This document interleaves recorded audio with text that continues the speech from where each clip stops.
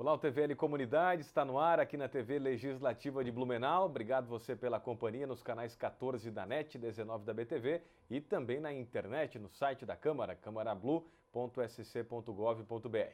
A gente começa a comunidade dessa semana falando sobre uma campanha muito importante desse mês, que é o Novembro Azul, de cuidados aí da saúde do homem, especialmente do câncer de próstata. Está com a gente aqui o doutor Rodrigo Monerá, que é médico urologista aqui na cidade. Doutor, obrigado pela presença. Como é que vai? Boa tarde, Rodrigo. Boa tarde a todos os telespectadores da TVL. É sempre um prazer poder estar aqui, poder contribuir com alguma informação acerca dessa campanha que é tão importante para a saúde do homem, que é o Novembro Azul, que, como você mesmo falou, ele se dedica mais ao diagnóstico precoce, à prevenção do câncer de próstata. Como é que está o câncer de próstata entre os homens? Está aumentando a incidência? Os homens estão se cuidando mais? Doutor, como é que está a situação de momento? Os dados não são muito distintos do ano passado. Os dados do INCA, em torno de 68 mil óbitos virão esse ano pelo câncer de próstata. Hoje se sabe que a cada 7 minutos se faz um diagnóstico de câncer de próstata no Brasil e a cada 40 minutos nós temos um óbito por câncer de próstata no Brasil. Ou seja, é uma doença bastante comum. Dentro dos cânceres no homem, ele só fica atrás do câncer de pele não melanoma. Ou seja, ele é o segundo câncer mais frequente no homem. O câncer masculino é o segundo que mais mata. Acomete, mata também, inclusive. Bom, o câncer de próstata, para prevenção dele, não tem muito segredo, né, doutora? Não, o homem também já sabe como é que faz para prevenir, né? Com certeza, a prevenção, na verdade, é um termo pouco justificado nessa campanha. Na verdade, é detecção precoce, Ou seja, nós não temos como prevenir o câncer de próstata, mas nós temos como diagnosticar precocemente e proporcionar, no estágio bem inicial, a cura ao paciente, Então, assim, as campanhas sempre se fala de prevenção, mas na verdade é uma campanha de detecção precoce do câncer de próstata. Não houve nenhuma mudança em termos de grupos de risco, Continuamos falando naquelas pessoas que têm familiares com câncer de próstata, tem um risco maior, A população da raça negra também tem uma incidência maior de câncer de próstata. Hoje também se fala muito nos hábitos alimentares, ou seja, nos países onde a ingesta de gordura animal é maior, os índices de câncer de próstata também são maiores, então a obesidade também está entrando desde o ano passado como um fator de risco também para o câncer de próstata. E essas pessoas, os chamados grupos de risco, têm que fazer o exame de sangue ou de toque a partir de que idade, doutor? A diferença é justamente essa, a faixa etária que inicia os procedimentos, ou seja, a prevenção é a medição do PSA, que é o exame de sangue da próstata, e o toque retal. Para a população em geral, se recomenda fazer isso a partir dos 50 anos de idade. E para esse grupo de risco, essa que é a diferença, se inicia 5 anos antes, ou seja, a partir dos 45 anos de idade, a pessoa que tiver qualquer fator de risco deve iniciar os controles de próstata nessa idade. Todo Novembro Azul, a cada ano que passa, uma das principais dúvidas dos homens é a questão do tipo do exame, O PSA, se substitui o de toque, se é necessário fazer os dois, se o PSA não é suficiente, doutor? O PSA isoladamente ele é importante, o toque isoladamente também é importante. Hoje se sabe que em torno de 20% dos cânceres de próstata são detectados somente pelo dedo, ou seja, paciente que tem o PSA normal e o toque retal diagnostica o câncer de próstata.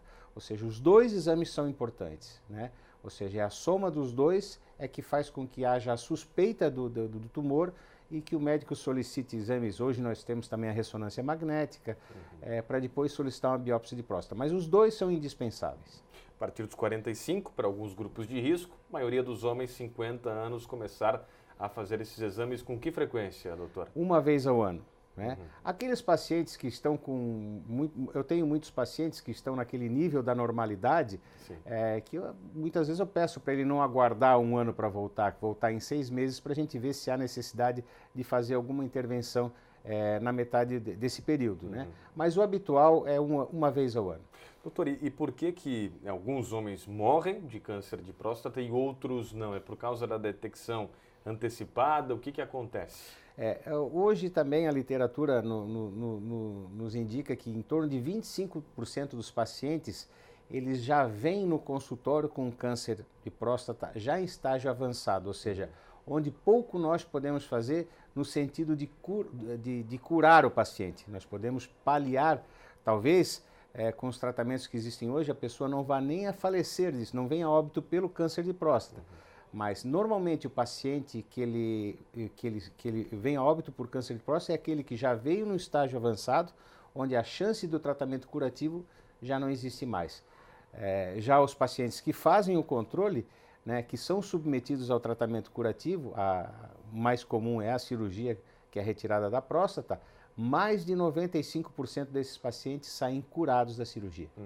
E tem vários relatos, o senhor poderia ficar aqui com certeza, horas e horas falando, né, de homens que já superaram, né, o câncer de próstata, né, doutor? A novidade agora que surgiu no último ano é a cirurgia robótica, né?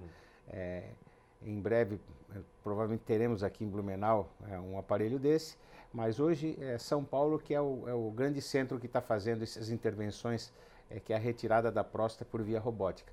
Um procedimento a nível oncológico ele não é muito distinto, mas ele traz um certo conforto para o paciente no pós-operatório, ou seja, é a tecnologia que está chegando também no tratamento do câncer de próstata. O tratamento, né? Vamos explicar para o telespectador como é que funciona o tratamento do câncer de próstata, doutor? Bom, fazendo o diagnóstico numa fase precoce, o tratamento, o padrão ouro que a gente recomenda é a retirada da próstata, ou seja, normalmente é como se você diagnosticasse que dentro da maçã tem uma sementinha que está podre. Você não tira a sementinha, você tira toda a maçã. Então a chance da cura é muito maior nesse sentido, ou seja, você não procura o tumor na próstata, você retira toda a próstata e dentro dela está o tumor. Naqueles pacientes que por algum motivo não podem ser submetidos à cirurgia, né, nós temos o tratamento radioterápico, ou seja, é feita radioterapia que hoje ela é bem localizada na próstata, ela não tem mais aqueles efeitos colaterais que tinha no passado. Nós temos também o tratamento que é a castração química, ou seja, um tratamento hormonal que bloqueia o aporte de testosterona para a próstata, que é o que faz o tumor crescer e se desenvolver, né? E também existem outros tratamentos como que são outras drogas, né, que também fazem esse bloqueio hormonal a nível da glândula. Mas o ideal é que o paciente, né, seja diagnosticado a tempo e seja submetido ao tratamento curativo, porque ele realmente é o grande beneficiado do diagnóstico precoce. E o homem tem algum reflexo na sua vida, enfim, na sua rotina? O que acontece depois da cirurgia? Tem algum risco, doutor? Qualquer, né? Cirurgia, toda, né, Rodrigo? A gente sempre... o paciente é informado de todos os riscos, inclusive até no procedimento anestésico. Mas especificamente na prostatectomia radical, normalmente a gente avisa o paciente que, como é retirada as vesículas seminais, ele passa... ele não fica estéril, ele fica infértil, ou seja, quando ele tiver a relação, ele não tem mais ejaculação, né? Embora os pacientes, quando estão nessa fase, normalmente não é mais um problema ter filhos, né? Nessa faixa etária, mas sempre é importante deixar o paciente ciente de que ele não vai mais ejacular depois da cirurgia da retirada da próstata. A retirada quando é câncer de próstata, não quando é outro tipo de cirurgia de próstata. Então, muitos pacientes assim têm aquele medo, porque aquela famosa cirurgia que deixa todo mundo impotente, né? Operou a próstata, vai ficar com disfunção erétil. Não é verdade, né? Hoje as técnicas melhoraram, a gente consegue preservar os nervos eretores. Sem dúvida, alguns pacientes demoram mais, outros menos, outros não conseguem ter aquela ereção plena que tinha antes, mas existem drogas para poder ajudar. E o grande medo do paciente não é nem esse ainda, porque é a incontinência urinária. Só que a incontinência hoje gira numa porcentagem em torno de 3% dos casos, também é muito baixa. Então, basicamente, é a infertilidade, é a disfunção erétil e a incontinência urinária são os três as 3 consequências que podem vir com o tratamento cirúrgico da próstata. E tem que cuidar da saúde, né? Esse é o principal recado do Novembro Azul mesmo, né, Com Dr. certeza. O Novembro Azul é uma campanha muito bonita. A gente tem muita inveja do Outubro Rosa, que é uma campanha fantástica, né? Que tem patrocínio forte a nível nacional, né? Se um dia a gente puder ser um pouquinho parecido com eles, a gente vai ficar muito feliz, né? A gente bate palma para o Outubro Rosa, mas a gente tem aquela inveja boa, a gente gostaria de ser tão grande como eles, né? Mas o Novembro Azul vem caminhando a cada ano, crescendo mais, palestras, no caso, a TV, né? O meio informativo está sempre presente, as indústrias, a gente é convidado a dar palestras em tudo quanto é canto da cidade, e isso fortalece muito essa campanha. E você faz parte da Sociedade Brasileira também de Urologia, né, doutor? Eu deixei agora, no final do ano, eu deixei a presidência, mas eu continuo como delegado de Santa Catarina e também faço parte do Conselho Nacional da Sociedade Brasileira de Urologia. E faz campanhas, enfim, e está liderando essa campanha nacionalmente também, né? Sim, o nosso escritório de Brasília, o qual eu faço parte, que coordena toda essa parte da saúde do homem, inclusive outra campanha parecida que é a saúde do homem do campo, também em convênio com o Conselho Nacional de Agricultura, ou seja, a gente tem esse papel de poder divulgar, né, e promover a saúde do homem. E ainda uma última dúvida, para quem ainda não chegou nos 45, 50 anos, para o homem que está assistindo, né, aqui o TVL Comunidade, é importante também fazer consultas ao urologista, porque o homem tem muito daquilo ainda, culturalmente, de não ir com frequência ao médico, né, doutora? Com certeza, a mulher é totalmente diferente. Ela, a partir do momento que ela começa a menstruar, ela já vai no ginecologista e aí passa a ser o médico, né? O amigo, o conselheiro, né? O homem não existe essa situação. E o homem também é mais arredio nesse sentido. Nesse tema é muito importante o papel da mulher, da família, dos filhos. Muitas vezes a insistência em casa é que faz com que o homem vá. De qualquer forma, existem essas 2 idades para se fazer, mas eu tenho muitos pacientes que a partir dos 40 anos de idade, eles vêm lá para fazer um check-up, ver como é que está o aparelho urinário. Urologia não é só próstata, né? Ou seja, é rins, bexiga. Nós aqui em Blumenau, nós comentávamos anteriormente, temos um serviço fantástico de transplante de rim e pâncreas, né? Ultrapassamos agora a faixa dos 1.500 casos. Então, a urologia não é só isso. Então, a gente tem uma gama de patologias dentro do aparelho urinário, né, que faz com que o paciente venha acudir. Principalmente hoje, esse uso indiscriminado de drogas anabolizantes que existe por aí, acaba, né, também trazendo os pacientes para o consultório. Você de casa e procure, né, homem, ter o seu médico também, visitá-lo com frequência, cuide da sua saúde. Essa é uma importante mensagem do Novembro Azul, por isso a conversa aqui hoje também com o meu xará, o Dr. Rodrigo Monerá. Doutor, obrigado pela visita mais uma vez, um forte abraço. Muito obrigado, Rodrigo, obrigado à TVL por poder mais uma vez estar ajudando nessa campanha tão importante. Muito obrigado. Obrigado. Rodrigo Monerá, médico urologista, também integrante da Sociedade Brasileira de Urologia, né, delegado aqui em Santa Catarina. A gente faz um rápido intervalo depois de falar do Novembro Azul e vamos falar de uma outra campanha daqui a pouquinho, que é o Novembro Dourado, né? Mais uma campanha para falar de saúde, né, prevenção do câncer infanto-juvenil. A doutora Marcela já conversa com a gente também na sequência. Até daqui a pouco.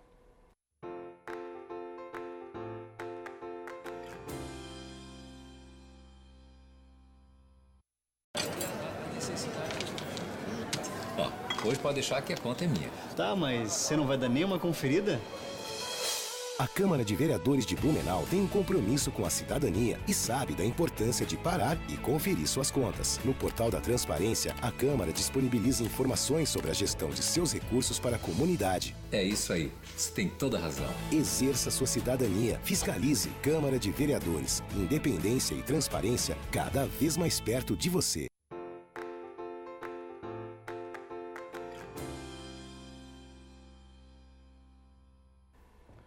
Estamos de volta aqui com o TVL Comunidade. Obrigado você pela companhia na TV Legislativa de Blumenau, sempre acompanhando a gente aqui no canal, né, que mostra o dia a dia da Câmara de Vereadores, mas também tem as atrações semanais com os programas de entrevistas aqui da TVL. Toda terça-feira, à 13h, você acompanha a edição inédita aqui do TVL Comunidade. E agora, né, todo dia, sempre à 13h, você tem um programa inédito aqui na tela da TV Legislativa, além das reprises, né, claro, ao longo da semana em vários horários. Dando sequência, vamos conversar aqui com a doutora Marcela então, doutora Marcela de Moraes Barros Souza, médica oncologista. Obrigado pela presença aqui, doutora, mais uma vez, para a gente falar do Novembro Dourado. Falamos do Novembro Azul e agora Dourado. São cores aí diferentes, mas as campanhas no mesmo sentido de cuidar da saúde, nesse caso aqui do câncer infanto-juvenil, doutora. Tudo bem? Obrigado pela presença. Obrigada a vocês pelo convite. O que está se fazendo no Novembro Dourado e qual que é a ideia dessa campanha? Então, a gente tem no município várias ações, tanto no Hospital Santo Antônio, que é o hospital que a gente atende a maioria das crianças, quanto em rede municipal, com a prefeitura também. Então, a gente tem uma ação na rede básica primária, que é a nossa maior preocupação, que é da onde vêm os diagnósticos precoces, é treinar os médicos que estão lá, que estão atendendo a população em primeiro plano, né? Então, quando chega pra gente, a gente já vai tratar, mas até chegar, a gente quer que chegue rápido. Então, o nosso maior apelo é isso, que eles venham logo com os cânceres iniciais, né? No início, para a gente conseguir curar o quanto mais. Então, a gente tem uma ação bem legal da prefeitura que nós, médicos oncologistas, no caso esse ano está sendo o Dr. Marcelo, está indo treinar os médicos da rede básica, dizendo os principais cânceres, quais são os principais sintomas, o que eles têm que ficar atentos, como fazer esse encaminhamento rápido para o Santo Antônio, né, para a gente não perder tempo no tratamento. E no Santo Antônio a gente tem a ação todo ano, relembrando, e a gente faz um café para as crianças, que foi na quarta-feira, inclusive, a gente faz uma confraternização entre as famílias, as crianças, e lembrando sempre dos sintomas do diagnóstico precoce para a população lembrar que câncer infantil é raro, mas existe. Ele é a segunda causa de morte na criança, então apesar de ele ser muito raro, a gente perde ainda muita criança com câncer e isso é o nosso sonho de não perder mais com o diagnóstico precoce.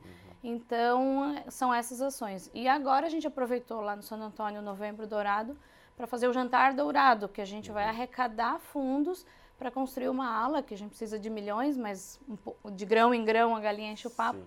Então, a gente vai fazer uma ala exclusivamente oncológica pediátrica. Hoje a gente usa a ala pediátrica, alguns quartos, a gente sempre tem dificuldades de leito, dificuldade de pessoal treinado na oncologia, com imunização, que essas crianças precisam. E quando é que vai ser esse jantar, doutora?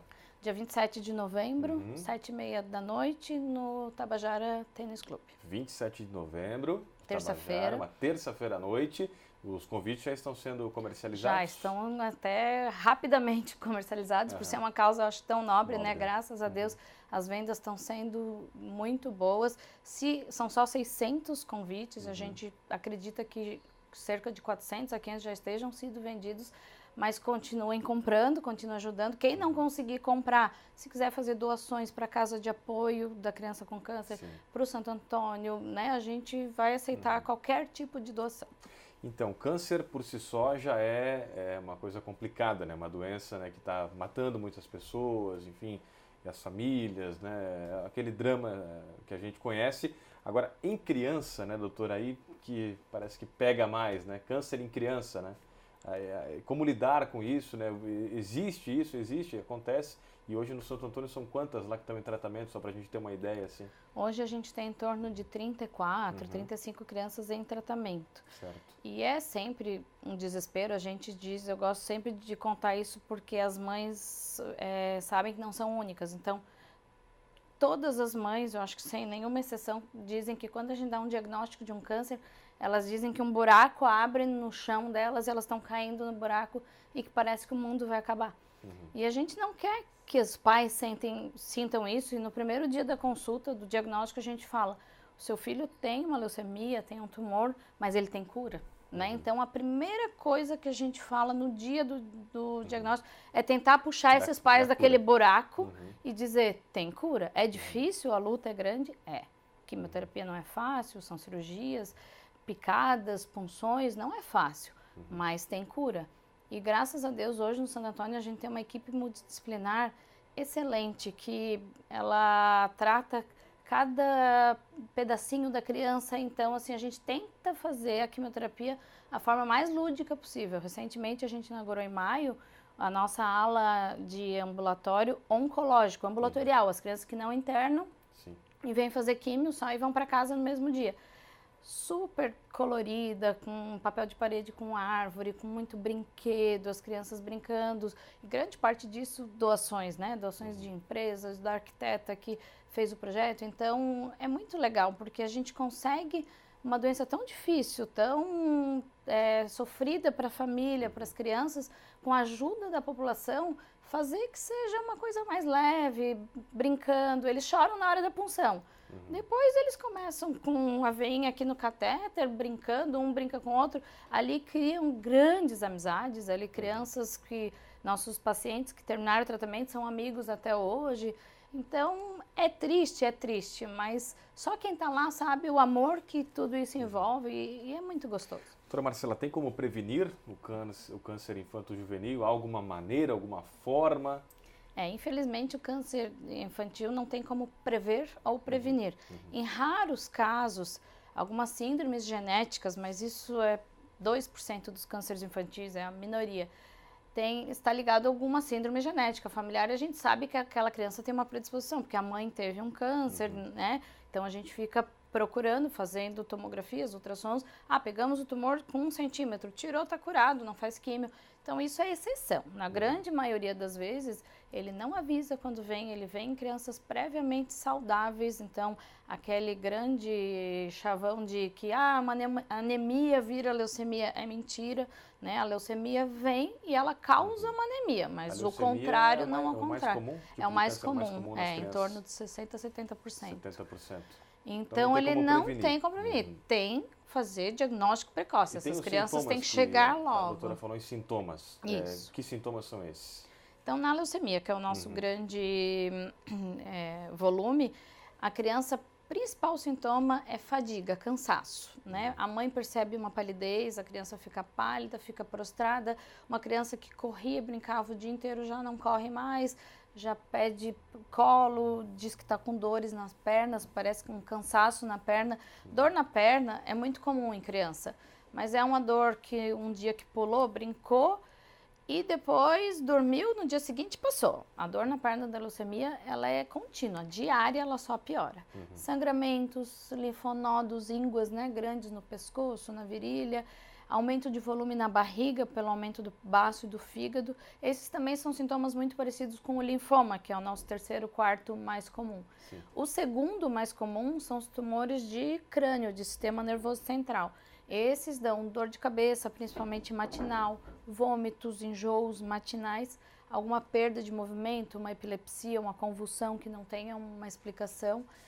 E também são comuns nas crianças, principalmente as menores, tumores abdominais. Então, a criança vai ter um volume abdominal. Então, numa consulta de pediatra, então isso também a gente queria que todas as crianças da população tivessem uma consulta pediátrica ou uma consulta por um médico de família bem instruído a palpar abdômen. A gente faz muito diagnóstico de câncer de abdômen palpando, examinando, não precisa de um ultrassom, é só pondo a mão na barriga do bebê. Então, eu faço plantão noturno de pediatria geral, toda criança vai lá com febre, com dor de garganta, eu deito na maca e palpo a barriga. Às vezes, numa consulta, por outro motivo, o pediatra vai fazer um diagnóstico. A doutora falou em bebê, então o câncer não tem idade no infanto-juvenil, e aí acomete tanto bebês, crianças um pouquinho de 5, 6, um pouquinho maiores, adolescentes também. Isso. Não tem uma maioria ou uma regra, não existe isso? Tem a maioria, né? Tem o nosso pico de incidência em torno de 4 anos. Então, a nossa grande maioria é ao redor dos 4 anos, fazendo outro pico na adolescência. Detecta com 4 anos? O câncer infantil, ele aparece e manifesta em 15 dias, 1 mês. Ele é muito rápido, é um câncer que tem, o que eu gosto também sempre de falar, é que tem uma boa resposta. O câncer infantil cura mais que o câncer do adulto. Então, ele tem uma boa resposta do jeito que a gente faz quimio, ele responde rápido, ele aparece rápido também. Geralmente, ele não é indolente quanto a alguns cânceres de adulto. A maioria das vezes, ele aparece rápido. Então, a gente tem esse pico de 4 anos. Outro segundo pico menor nos adolescentes. Porém, a gente já tem paciente que nasceu. Eu tenho um paciente que nasceu com leucemia. Então, bebês, o neuroblastoma, que é um tumor bem comum, ele aparece com bebês de 2, 3, 4 meses. E o principal recado do Novembro Dourado, né, para a comunidade, daí a doutora falou dos médicos, né, dos pais, qual que é, doutora? que os pais fiquem atentos aos seus filhos. Quando um filho nosso está doente, a gente sabe, a gente conhece a corzinha dele todos os dias. Eles ficaram gripados, eles já ficam mais pálidos. Então, assim, olhem para os seus filhos, vejam eles sem roupa. Então, o adolescente, a gente já tem um outro problema que também eu peço que os pais estejam perto dos adolescentes, porque o adolescente também esconde. Então, palidez, sangramento, prostração, falta de vontade, dor de cabeça. Vão ao posto de saúde, olha, meu filho tem um sintoma que eu acho que pode ser câncer, eu vi uma entrevista, por favor, encaixa com o pediatra, encaixa com o clínico e vão atrás. Enquanto isso não se resolver, procurem resolução e vão atrás, porque o diagnóstico precoce é o mais importante. Salva vidas, né, doutora Marcela? E o tratamento demora muito tempo, doutora? Varia, né? Porque da leucemia é um tratamento bem demorado, demora 2 anos em média, né? A leucemia mieloide pode ser um pouco menos, mas a linfóide 2 anos de tratamento, e já linfomas tem outros tumores que são 3, 4 meses de quimioterapia, então varia muito, mas como a maioria é leucemia, a maioria das crianças ficam lá com a gente 2 anos, depois que termina a quimioterapia, a gente faz um acompanhamento mensal, depois vai espaçando por 5 anos, até que tenha certeza que esse câncer não vai voltar. E tem um percentual de cura? Existe isso, esse dado? Em estatísticas fora do Brasil, né, nacionais, chega até 80%, 85%. Infelizmente não é a nossa realidade aqui, por ser um diagnóstico tardio, pela essa rede básica, pedir um ultrassom e demorar. Então, no Brasil, a gente ainda recebe muito paciente com metástase, com tumores avançados. Então, a nossa estatística nacional gira em torno de 65, 70. Por isso, campanhas existem, né, de prevenção, é isso, nosso de sonho, atenção. chegar aos 99%. Como Novembro Dourado, como Novembro Azul, que a gente falou antes. E eu quero agradecer aqui a doutora Marcela de Moraes Barros Souza. A gente sabe como a agenda de médico é complicada. Hoje a gente conseguiu trazer 2 aqui no TVL Comunidade, a médica oncologista do Hospital Santo Antônio. Parabéns pelo trabalho de vocês aí no setor de oncologia do Santo Antônio, que é uma referência, né, para Santa Catarina. A gente tem orgulho, né, de saber que tem essa referência, que tem um hospital que cuida das pessoas, né, da parte de câncer, que é uma doença que tem acometido e tem matado ainda, infelizmente, muitas pessoas, mas tem cura, dá para tratar, e a doutora Marcela falou isso aqui muito bem hoje, né, doutora? Graças a Deus. Obrigado pela sua presença e até a próxima, então, doutora. Obrigada. Doutora Marcela conversando com a gente, médica oncologista, as filhinhas dela estão aqui junto também, né, só sorrindo ali. Como é que é o nome delas? Duda e Carol. Duda e Carol. Obrigado aqui pela visita de vocês também. Estamos terminando o TVL Comunidade, hoje, né, de prestação de serviço, de orientação, de informação à nossa comunidade aqui através da TV Legislativa. Obrigado você pela companhia, faça parte também aí das campanhas, né? Coloque camisa dourada, quem sabe na sua escola, na sua creche, na sua empresa, realmente participe dessas campanhas. Novembro Azul também, né, que já é mais conhecido, Novembro Dourado ainda mais recente, tem leis, né, na cidade, aqui a Câmara também sempre participando de forma intensa. Então realmente cuide da saúde do seu filho, você homem, vamos participar e essas datas são fundamentais para a gente relembrar, né, na nossa comunidade da importância da alimentação, etc. Várias coisas que a gente tem que cuidar aí por causa da nossa saúde para a gente viver mais e também, né, de forma saudável, de forma feliz. Obrigado mais uma vez pela companhia, um grande abraço para você aqui na TVL, continue na nossa programação e até a próxima. Tchau, tchau.